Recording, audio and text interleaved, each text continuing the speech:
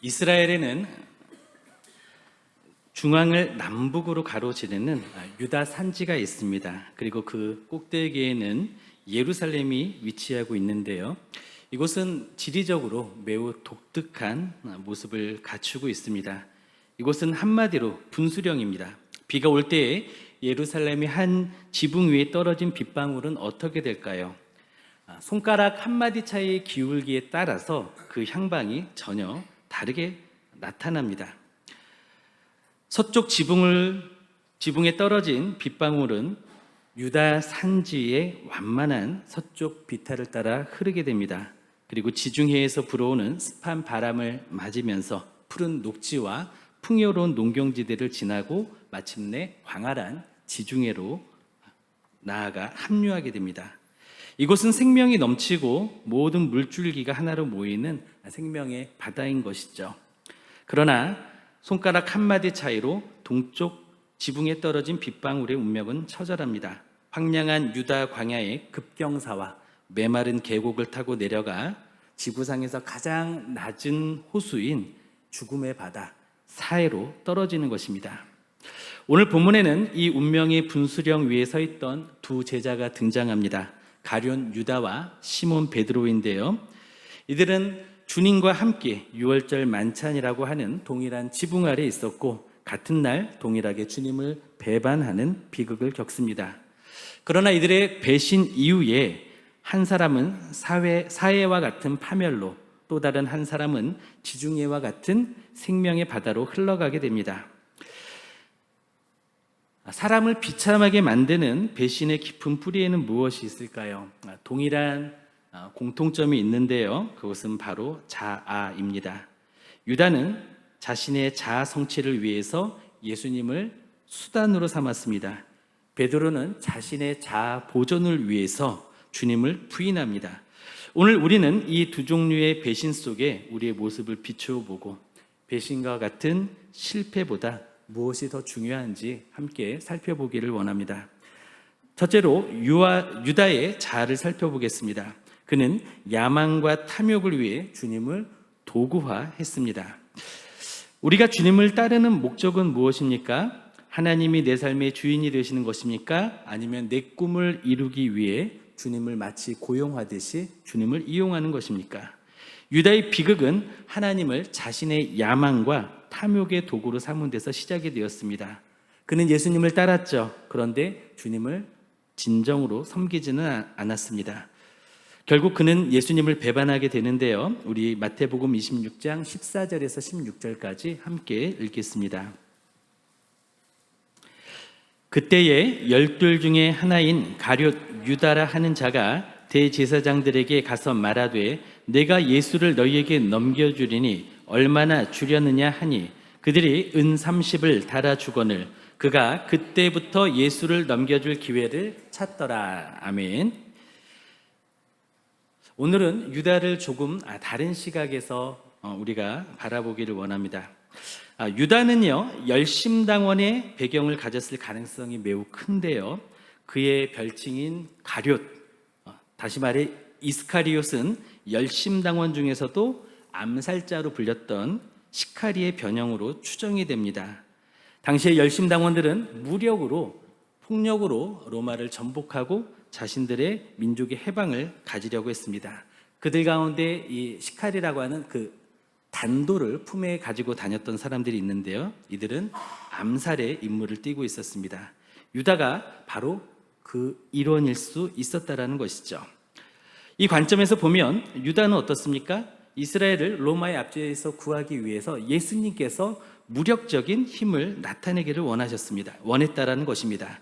그러나 예수님은 어떻죠? 그러한 모습을 전혀 보이지 않았습니다. 오히려 나귀를 타고 예루살렘에 입성을 하셨고요. 주님께서 한번 거친 모습을 보여주기는 했지만 그건 성전에서 비둘기 파는 사람들과 환전상들의 상을 엎으시는 그런 모습이었습니다. 그리고 하신 말씀이 내 집은 만민이 기도하는 집이다 라고 말씀을 하셨죠. 그리고 주님은 오히려 제자들에게 무엇을 예고하셨습니까? 내가 예루살렘에 온 것은 순환을 당하고 내가 십자가를 지기 위함이라는 것을 주님은 예고하셨습니다. 유다는 영웅적인 예수님의 모습을 원했지만 예수님은 죽음을 이야기하실 뿐이었습니다. 유다에게 있어서 예수님의 이런 모습은 실패였습니다. 그리고 유다에게 있어서 예수님의 이런 모습은 나약함이었습니다. 그는 예수님께 분노와 실망을 느꼈을 것입니다. 3년이나 주님을 따랐지만 주님께서 그 주님의 권위를 나타내셔야 되는 예루살렘에서 한복판에서 죽음을 말씀하셨기 때문에 오히려 그에 대한 분노와 반발이 커졌을 것입니다. 그래서 그는 배반을 통해서 그리고 예수님을 팔아 넘기는 일을 통해서 주님을 자극해서 주님께서 의분을 가지고 일어서기를 원했을지도 모르겠습니다. 만일 그랬다면 이것은 어떤 상황입니까? 하나님의 사역을 자기 방식대로 통제하려고 했던 자아 중심적인 태도였다라는 것입니다. 자아의 극치를 나타냈다라는 것이죠. 또한 유다는 우리가 잘 알고 있듯이 탐욕이라는 마약에 중독되어 있었습니다. 유다는 어땠죠? 베다니에서 마리아가 예수님께 매우 값비싼 향유를 바쳤습니다. 300데나리온이나 하는 귀한 향유였습니다. 그때 분개했습니다. 왜 이것을 팔아서 가난한 자들에게 나눠주지 않느냐라고 화를 냈죠. 그런데 그것은 가난한 자들을 위한 분노가 아니었습니다. 그는 어떤 습성이 있었냐면 그래도 계산 잘하고 똑똑해서 또 제자들 사이에서 신뢰를 받고 있어서 그는 공금을 맡아서 그는 관리하던 사람이었습니다. 12제자들 그리고 예수님과 함께하는 그 일정 가운데서 그는 공금을 관리를 했는데 그 중에서 그는 착복을 했던, 거기에서 그것을 빼돌렸던, 횡령을 했던 그런 전력이 있는 사람이었습니다. 그것도 아주 습관적이었습니다. 그는 무력이 있었고 돈을 사랑하는 사람이었습니다. 그래서 그는 자신의 주머니를 채우지 못했다라는 그러한 아쉬움 때문에 향유를 바친 여인에 대해서 분노했던 것이죠. 그는 주님을 향한 헌신보다 돈의 가치를 우위에 두었습니다. 그는 매우 복합적인 인물인데요. 그렇다고 해서 그가 예수님을 30냥에 팔았는데 또 거기에 대해서는 또 다른 모습을 또 보여주기도 합니다. 결국 유다는 스스로 대제사장 가야바를 찾아갑니다. 가야바는 지난주에 함께 살펴보았던 것처럼 매우 정치적인 사람이었습니다. 그리고 그야말로 매우 정치 이력이 있는 그러한 야욕이 있는 사람이었습니다. 해마다 임명되는 대제사장직이었지만 그는 18년 동안 이것을 연임을 하게 되었습니다. 그런 그에게 유다가 제안을 합니다. 내가 예수님을 넘길 테니 나에게 얼마를 주려느냐라고 대가를 먼저 요구했죠. 역시 돈을 요구합니다. 그래서 자신의 스승 예수님을 은 30냥에 팝니다. 은 30냥은 어느 정도의 기준에서 나왔냐면 바로 모세오경에 모세의 율법에 기록되어 있습니다. 만일 우리 집 황소가 이웃집 노예를 받아서 그 노예를 죽이게 된다면 은 30냥으로 보상하라, 변상하라라고 하는 것입니다. 다시 말해 이 은 30냥은 어떤 가치를 가지고 있죠? 죽은 한 노예의 몸값에 해당이 된다라고 하는 것입니다. 그런데 모세오경은 언제 기록이 되었죠? 예수님께서 사역하셨던 이 당시보다 과거 약 1500년 전에 기록이 되었습니다. 그러면 1500년 동안 1000년이 훨씬 넘는 이 기간 동안 인플레이션이 있었다면 지금 예수님을 말도 안 되는 과거에 황소에 바쳐서 죽은 노예값에 팔아 넘겼다라고 하는 것입니다. 유다는 돈으로 예수님을 맞바꾸었습니다. 그런데 더 비참한 것은 무엇입니까? 예수님을 비참한 노예의 옛 몸값보다 더 못한 헐값에 넘겼다라고 하는 것입니다. 이것은 배신을 넘어서 예수님의 가치를 바닥으로 떨어뜨린 모욕이 되었습니다. 그리고 그는 대제사장과 예수님의 몸값에 대해 이야기를 할 때 흥정하지 않았죠. 더 받으려고 하지 않았죠. 그야말로 주님을 더 비참하게 만들었던 것입니다. 유다는 또 마지막 만찬 자리에서도요, 예수님을 주님으로 부르지 않습니다. 라비어, 선생님이라고 부릅니다. 다른 제자들은 주여 내니까? 라고 물어보는데 유다는 어떻게 부르죠? 라비어, 접니까? 라고 물어봅니다. 주님은 그에게 차라리 태어나지 아니하였더라면 제게 좋을 뻔하였다라고 하면서 그의 완악한 자아를 향해 회개의 메시지, 경고를 하십니다. 그럼에도 불구하고 주님은 그를 사랑하셨습니다. 그가 돌이키기를 원하셨습니다. 그런데 유다는 결국 돌이키지 않았습니다. 우리는 어떻습니까? 내 뜻대로 하나님이 움직여주지 않으실 때 실망하고 있지는 않습니까? 내 탐욕과 야망을 위해 하나님을 이용하는 습성이 우리에게 있지는 않습니까? 우리는 이러한 자아를 내려놓아야 합니다. 주님의 주권을 온전히 인정하며 내 삶의 운전대를 주님께 맡기는 우리가 되기를 원합니다. 그리고 내 가치 기준으로 주님을 평가하고 주님을 이용하려 하는 그런 교만을 회개하기를 원합니다. 두 번째로 베드로의 자아를 살펴보겠습니다. 그는 자신의 생명을 위해서, 자신의 자아 보존을 위해서 주님을 배반합니다. 마치 자신은 확고하다라는 듯이 나는 절대 그럴 리 없다라고 말하는 사람만큼, 그러한 사람의 자기 확신만큼 위험한 것은 없습니다.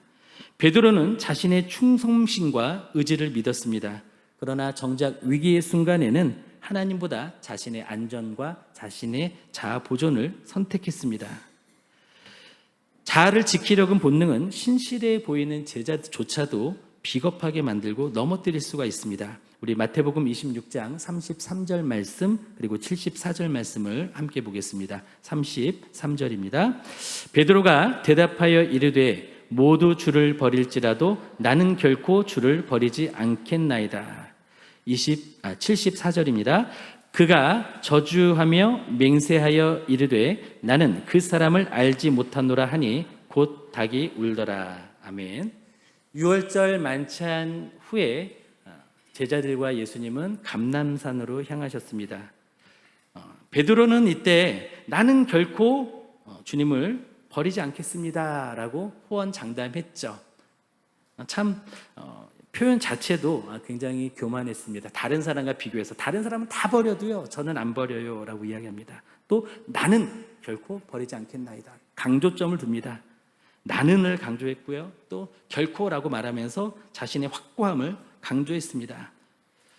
다른 제자와 자신은 급이 다르다라고 그는 주님 앞에 자신의 가슴을 내밀며 이렇게 확고한 듯 이야기했던 것이죠. 주님은 이후에 겟세마네라는 곳에서 기도하십니다. 그리고 베드로에게도 깨어서 기도하라라고 말씀합니다. 그런데 그는 잠이 들었죠. 기도는 무엇입니까? 내 자아를 부인하는 과정입니다. 그런데 베드로는 영적인 준비 대신에 자신의 의지와 혈기를 더 신뢰했습니다. 그리고 그는 계속 잠들었고요, 제때 기도하지 못했습니다. 준비하지 못했습니다. 그리고 예수님께서 이곳에서 체포되셨습니다. 그때 베드로는 무엇을 했죠? 칼을 휘둘러서 말고라고 하는 사람의 귀를 잘라버렸습니다. 이것은 자아를 부인하지 못한 자의 전형적인 육신적 반응이었습니다. 주님이 하나님의 보호하심 아래 있다는 것을 망각하고 자신의 힘으로 상황을 해결하려고 했던 것이죠. 그는 정말로 예수님을 지키려 했던 것일까요? 아니죠. 예수님과 함께하는 자신의 자존심을 지키려 했던 것입니다. 이후에 가야바의 뜰에서 베드로는 자신의 예수님과 함께했던 그 모습 때문에 발각이 되고 한 여종 앞에서 예수님을 부인을 합니다. 또 그에게는 사투리가 있었죠. 갈릴리 억양으로 말을 했던 까닭에 그가 너는 틀림없이 예수님과 함께했던 사람이다 라고 궁지에 몰렸을 때 그는 그것을 위협으로 느끼고 나도 예수님처럼 체포당하면 어떡하지? 나도 잘못되면 어떡하지? 라는 마음 때문에 그는 저주하고 맹세까지 하면서 예수님을 모른다라고 부인을 합니다. 자아를 지키기 위해서 주님과의 관계를 끊어버린 배신이 이루어진 것이죠. 누가복음 말씀에는요, 이 순간 주님께서 돌이켜 베드로를 보셨다라고 기록하고 있습니다. 그런데 예수님의 이 시선은 어떤 시선이었을까요? 이 나쁜 놈, 배신자, 이 시선이었을까요? 아니었습니다. 베드로를 향한 주님의 연민과 회복을 바라는 주님의 사랑의 시선이었습니다. 베드로는 그 따뜻하면서도 아픈 시선 속에서 자신의 자존심이 얼마나 허무하고 허망한 것인지를 깨달았습니다. 그리고 곧 닭이 울었는데요, 그때 주님께서 하셨던 말씀이 생각나서 그는 통곡하게 됩니다. 자신의 자아가 파산되었다라고 하는 것을 선언하는 울음이었습니다. 우리의 인격과 의지가 반석과 같다라고 착각하지 않기를 원합니다. 아무리 의지가 강하고 아무리 성실하고 아무리 인내한다 할지라도 우리는 주님 앞에 온전히 설 수가 없습니다. 우리는 오히려 기도로 우리 자아를 부인하면서 우리는 주님을 의지해야 합니다. 그렇지 않으면 위기 앞에서 우리도 언제든지 무너질 수가 있습니다. 나의 나약함을 인정하고 오직 하나님의 붙드심과 성령님의 능력을 구하는 삶을 살아야 합니다. 우리는 어떻습니까? 위기의 순간에 나의 자아보다 또는 나의 체면보다 주님의 영광을 더 생각합니까? 아니면 나를 더 생각합니까? 셋째로, 후회는 자신을 파괴하고 회개는 성장시킵니다. 실패보다 더 중요한 것이 있습니다. 우리는 다 실패해봤죠. 그리고 또 실패할 수 있습니다. 그런데 정말 중요한 것은 실패 이후의 태도입니다. 무너진 자존심을 끝까지 붙들게 되면 어떻습니까? 실패한 그 상태에서 파멸로 치닫게 됩니다. 우리는 이때 무엇을 해야 합니까? 자아의 파산을 인정하고 하나님께 나아가야 합니다. 후회가 아닌 회개를 해야 합니다. 그럴 때 새로운 창조가 일어나고 회복이 일어납니다. 유다와 베드로의 결말은 자신의 수치와 죄를 처리하는 방식의 차이에서 결정적으로 나뉩니다. 우리 마태복음 27장 5절 말씀을 먼저 보겠습니다. 5절입니다. 27장 5절. 유다가 은을 성소에 던져 넣고 물러가서 스스로 목매어 죽은지라. 아멘. 마태복음 26장 75절입니다. 이에 베드로가 예수의 말씀에 닭 울기 전에 내가 3번 나를 부인하리라 하심이 생각나서 밖에 나가서 심히 통곡하니라. 아멘. 유다와 베드로의 운명을 결정지은 차이는 바로 자아의 처리 방식에 있었습니다. 특히 유다의 후회가 파멸로 끝난 이유는 그의 후회가 하나님이 아닌 자신의 무너진 자존심에 갇혀 있었기 때문입니다. 유다는 수치의 굴레를 벗어나지 못했습니다. 인류학자 루스 베네딕트는 일본을 오랫동안 연구했습니다. 그리고 국화와 칼이라는 저서를 남겼는데요. 여기에서 그는 서방 국가와 일본의 중요한 차이점을 말합니다. 기독교의 영향이 큰 서구권에서는요, 개인의 양심이나 하나님의 계명을 어겼다면 죄의식과 가책을 느끼죠. 우리도 그렇죠. 그래서 내가 죄를 저질렀는가, 이것이 더 중요합니다. 그런데 일본의 경우는 어떠냐면 양심이나 절대 가치가 아니라 남에게 어떻게 보일까, 남에게 피해를 주면 어떡하나, 이것이 더 중요하다라는 것입니다. 그렇기 때문에 어떻게 죄의식을 갖게 되냐면 남에게 들키지 않으면 죄의식을 거의 갖지 않는데, 이것이 발각돼서 남들에게 알려지면 엄청난 수치심과 공포를 느낀다고 합니다. 그러니까 죄를 지어서 죄의식이 있고 슬픈 것이 아니라 내 죄가 들켜서 드러나서 남에게 피해를 주어서 그리고 비난을 받아서 여기에서 수치심과 공포를 느낀다라고 하는 것이죠. 가련 유다의 경우는 후자에 해당이 됩니다. 유다의 후회는 하나님 앞에서 느끼는 죄의식이 아니라 타인의 시선을 의식하는 수치심이었습니다. 유다는 자신이 저지른 배신 그 자체보다 자신의 배신에 들통나서 제자들 공동체와 그리고 사회에서 공공의 수치가 된 것에 대한 공포를 느꼈던 것입니다. 그는 이것을 깨달은 후에 하나님 앞에 나아가 용서를 구했어야 했습니다. 그런데 그는 누구를 찾아갑니까? 자신이 거래했던 제사장을 찾아갑니다. 그리고 돈을 돌려주려고 합니다. 자신의 잘못을 하나님과의 관계가 아닌 사회적인 관계에서 스스로 수습하려고 했던 것입니다. 그렇게 자존심을 지키면서 그렇게 자신의 일을 해결하려고 했던 것이죠. 이것은 수치 문화적인 접근입니다.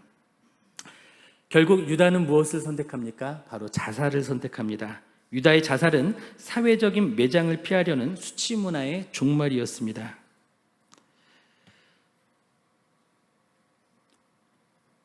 유다는 제사장에게 찾아가서 내가 무죄한 피를 팔았다라고 고백을 합니다. 그때 제사장들은 뭐라고 말합니까? 그것이 우리에게 무슨 상관이냐? 네가 당하라 라고 하면서 선을 긋습니다. 이 순간 유다는 완벽한 공공의 수치가 되었음을 깨달았습니다. 그리고 그는 타인의 시선이라는 이 감옥에서 탈출하기 위해 스스로 처형하는 파괴적인 후회를 선택합니다. 그래서 그는 후회했고 자신을 파멸시켰습니다. 그는 자살했습니다. 반면에 베드로는 어땠습니까? 베드로의 회개는 하나님 앞에서 이루어졌습니다. 그의 행동의 기준은 타인의 시선이 아니라 바로 하나님이었습니다. 베드로는 닭이 울었을 때 주님과 눈이 마주쳤습니다. 그 시선과 마주쳤을 때 자신의 자아의 파산을 인정했습니다. 남들이 나를 어떻게 볼까가 아니라 내가 주님을 배신했고 그분을 아프게 했다라는 사실에 가책했습니다. 그리고 통곡했습니다. 수치를 넘어 하나님 앞에 자신을 정직하게 드러내고 그 앞에서 회개했던 것이죠. 창조적인 회개의 시작이 일어난 것입니다. 그는 수치를 견디며 하나님께로 마음을 돌이켰습니다. 유다도 배신했습니다. 베드로도 배신했습니다. 그런데 유다는 후회하고 파멸했고 베드로는 회개하고 회복되었습니다.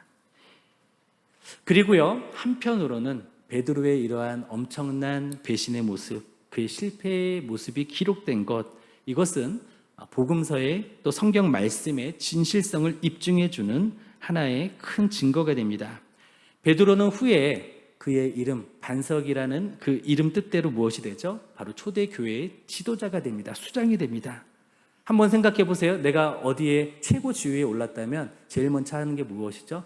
내가 잘했던 것을 드러내고 잘못하거나 수치가 되거나 또 실수를 했던 것을 숨기기에 급급할 것입니다. 그런데 베드로는 그것을 숨기지 않았죠. 자신의 실수와 자신의 배신과 자신의 수치스러운 이 모습이 복음서에 이렇게 낱낱이 기록이 되었는데, 적나라하게 기록이 되었는데 그는 그것을 막지 않았습니다. 그대로 인정했습니다. 이것이야말로 성경의 신빙성을 보여주는 놀라운 증언이 되는 것이죠. 만약 이야기가 조작되었다면 수치 문화의 정서상 집단의 체면을 위해서 베드로의 실수, 베드로의 이러한 수치는 은폐되었을 것입니다. 그런데 성경은 이 수치를 그대로 드러냅니다. 다시 말해 기독교가 사람의 체면이 아닌 하나님의 은혜 위에 세워진 회개의 공동체라는 것을 보여주는 것이죠. 이것은 또한 하나님께서 우리에게 이것을 말씀하시는 것입니다. 우리 또한 창조적인 회개를 해야 된다. 바로 그 모델로서 베드로를 보여주신 것입니다. 두려워하지 말라. 너 또한 회복될 수 있고 창조적으로 일어날 수 있다라는 것을 보여주시는 것이죠. 그렇게 베드로는 자아를 꺾음으로써 진정한 반석이 되었습니다. 그는 자신의 실패가 세상에 알려지는 것에 대해서 그는 두려워하지 않았습니다.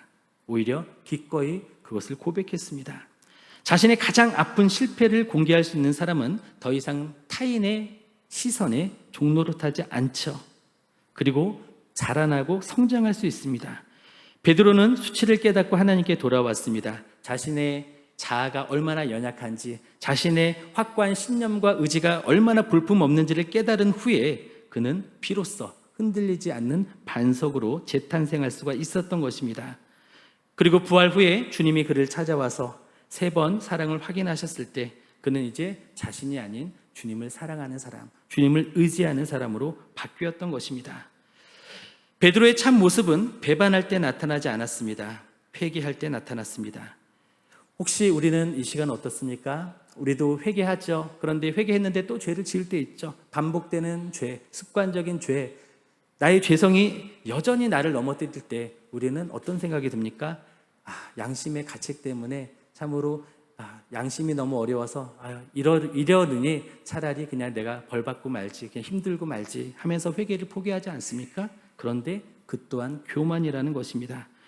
이것은 하나님 앞에 정직한 것이 아니라 하나님 앞에 내 죄를 내가 책임지겠다라고 하는 교만인 것이죠. 유다의 모습인 것입니다. 우리는 그러한 알량한 자존심, 알량한 양심조차 내려놓고 하나님께 있는 그대로 수치스러운 모습 그대로 나아가야 합니다. 주님 또 죄 지었습니다. 주님 저 또 넘어졌습니다. 그런데 주님 용서해 주세요. 주님이 아니면 제가 어디에 가겠습니까? 주님의 인자하심과 자비하심 앞에 겸손히 무릎 꿇고 또 꿇어야 하는 것입니다. 주님은 그때 우리를 어떻게 보실까요? 나쁜 놈, 못된 놈, 괘씸한 놈 이렇게 보시는 것이 아니겠죠. 그래, 나는 너를 그래도 사랑해. 다시 해보자. 다시 일어나자. 함께 가자. 내가 너를 돕겠다. 너희 힘이 되겠다라고 말씀하시면서 우리를 붙들어 주실 것입니다. 오늘 우리는 예루살렘 지붕 위의 빗방울 같은 두 제자의 삶을 보았습니다. 이 빗방울의 운명을 가르는 것은 거대한 결단이 아니었죠. 손가락 한마디 정도의 기울기, 바로 그것이 이 빗방울의 운명을 갈랐습니다. 유다는 자신의 자존심과 체면이라는 동쪽 지붕을 고집했습니다. 타인의 시선과 자기 자아에 갇힌 유다는 후회만 했습니다. 그는 결국 급경사를 타고 나락으로 떨어졌습니다. 그는 결국 어디로 갑니까? 황량한 유다 광야를 지나 어떤 생명도 살 수 없는 지구의 최저점인 사해와 같은 죽음에 이르렀습니다. 그의 후회의 결말은 파멸이었습니다. 반면에 베드로는 어떻습니까? 처참하게 무너졌지만 자존심을 버리고 하나님의 은혜라는 서쪽 지붕을 선택했습니다. 베드로의 회개는 즉각적으로 그를 성장시켰던 것은 아닙니다. 마치 서쪽 경사가 완만했던 것처럼 그는 유다 산지의 푸른 녹지를 지나서 광활한 지중해로 나아갔습니다. 그리고 마침내 그는 열방을 향해 복음을 흘려보내는 진정한 반석이 되었습니다. 지금 우리가 혹시 비참한 인생의 한순간을 걷고 있는 것은 아닙니까? 우리의 눈물은 어떻습니까? 유다처럼 들통난 사실이 부끄러워서 흘리는 수치의 쓴물입니까? 아니면 하나님의 시선 앞에서 나의 연약함, 나약함, 무기력함을 인정하면서 흘리는 생명의 담비입니까? 하나님은 결코 넘어지지 않는 완벽한 자를 원하시지 않습니다. 주님께서 원하시는 한 사람은 실패를 했다 할지라도 자신의 자아를 꺾고 돌아오는, 회개하는 믿음의 성도를 원하신다는 것입니다. 운명을 가르는 것은 거대한 결단이 아니죠. 지금 이 순간 내 마음의 방향을 어느 쪽으로 기울이느냐가 손가락 한마디의 차이의 선택에 달려있음을 우리는 기억해야 합니다. 타인의 시선과 나의 자존심, 나의 자아가 아니라 주님을 의지하기를 원합니다. 이것을 오히려 십자가에 못 박기를 원합니다. 그래서 파괴적인 후회에 머무르지 않고 창조적인 회개의 자리로 나아가기를 원합니다. 나의 수치를 드러내더라도 하나님의 은혜라는 서쪽 지붕을 선택해서 생명의 바다에 닿는 진정한 제자가 되시기를, 그러한 우리 모두가 되시기를 예수님의 이름으로 축원드립니다.